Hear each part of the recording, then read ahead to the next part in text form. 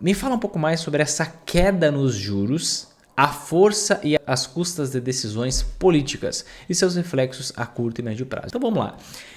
Existe um movimento chamado Movimento Juros Baixos Já, uma campanha para o Banco Central reduzir sua taxa de juros, o que para mim soa como uma aberração. Roberto Campos Neto, atual presidente do Banco Central do Brasil, foi eleito o melhor presidente do Banco Central do planeta Terra em 2022. E existem pessoas com conhecimento pífio em economia que acham que conseguem tomar uma decisão melhor e conseguem analisar o cenário melhor que o Roberto Campos Neto. Mas a gente tem alguns riscos muito grandes caso exista uma queda nos juros, uma queda na taxa Selic, na força, ferro e fogo, na força política, na vontade política. O que acontece, né? Mas eu não posso cravar o que pode acontecer, qual é o exato reflexo, eu não tenho como saber, tá? Se tivesse como saber, basicamente eu estava trilionário, porque aí eu apostaria nisso, me alavancava e conseguiria ficar trilionário em uma visão que eu tenho. Enfim, mas o que acontece? A gente pode ver qual a possibilidade, tudo que pode acontecer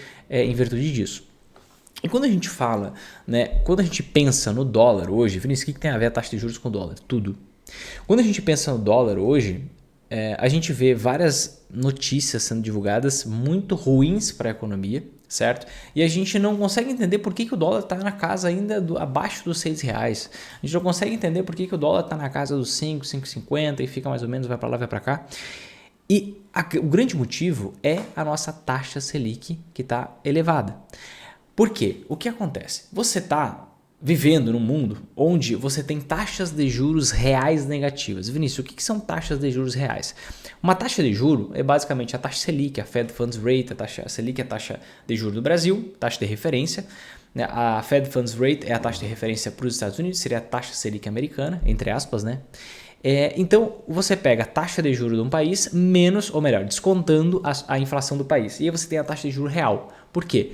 Porque você desconta essa perda do poder de compra da moeda, que é justamente a inflação. O que é a inflação? Aumento médio dos preços de tudo que a gente compra no dia a dia.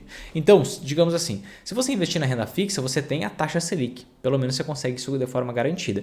Se você reduzir a inflação, você tem o seu ganho real, a sua rentabilidade real. Então, a taxa de juro real do Brasil é a maior taxa de juro real do planeta Terra. Nossa taxa de juros real hoje está na casa de 8%, enquanto o segundo colocado é o México, na casa de 5% de taxa de juros real que a gente tem hoje no mundo.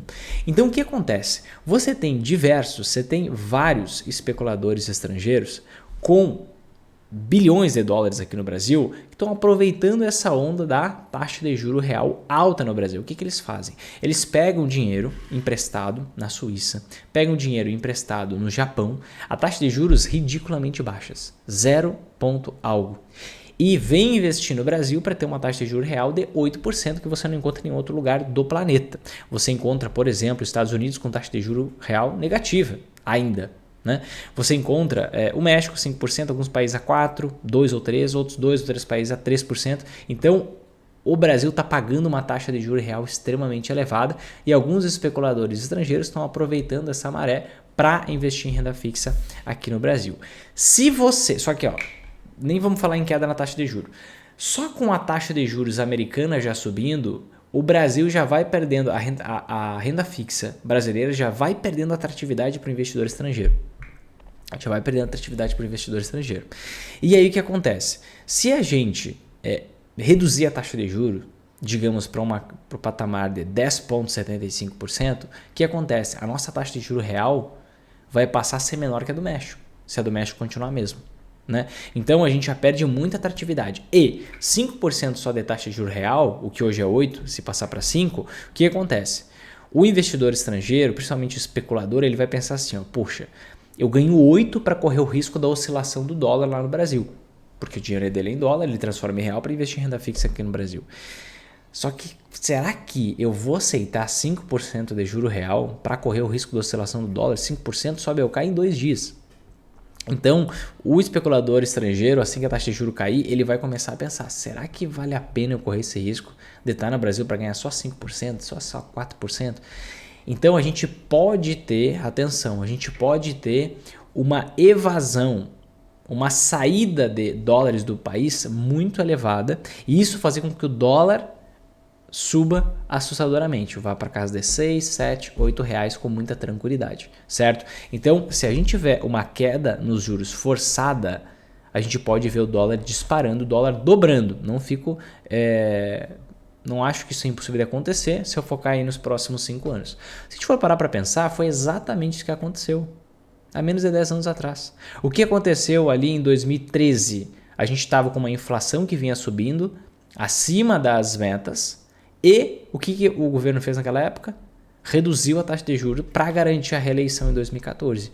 E o que isso ocasionou? Aquela grande inflação que a gente viu em 2015, na casa de 10,67%, e catapultou o Brasil para a pior crise da história republicana brasileira, maior crise, maior que a pandemia, o impacto econômico maior que o da pandemia, maior crise dos últimos 100 anos no Brasil. Então a gente pode endereçar para o mesmo caminho. Por quê? O que a gente está falando hoje?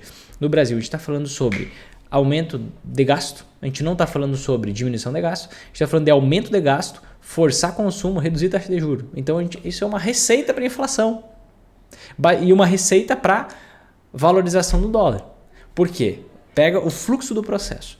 Se você tem essa redução na taxa de juro, especuladores estrangeiros tiram seus dólares daqui, saiu o dólar sobe. Se o dólar sobe, o custo da matéria-prima de tudo que a gente compra no dia a dia sobe, porque tudo é cotado em dólar. E aí o que vai acontecer com o preço dos produtos que a gente compra no dia a dia? Se a matéria-prima sobe de preço, o empresário, o lojista vai aumentar o preço do produto. É óbvio, senão ele vai quebrar. Se aumentar o preço dos produtos, acelera a inflação. Se acelerar a inflação, o que tem que fazer para reduzir a inflação?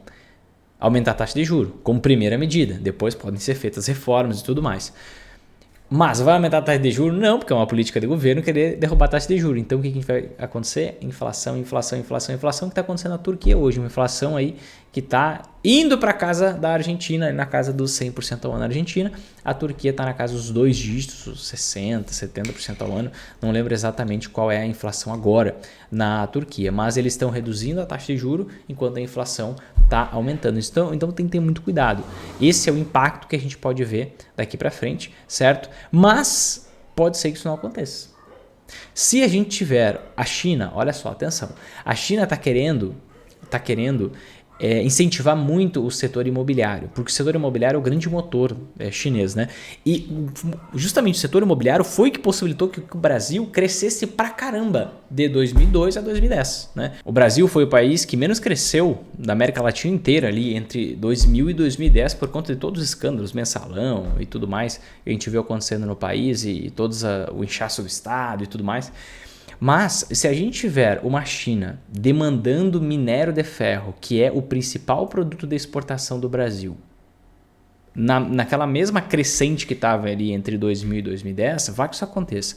Vá que exista um momento de... a gente não tem uma recessão muito forte no mundo. A gente tem as economias voltando. O que pode acontecer num cenário como esse? A gente pode ver a taxa de juros caindo, certo?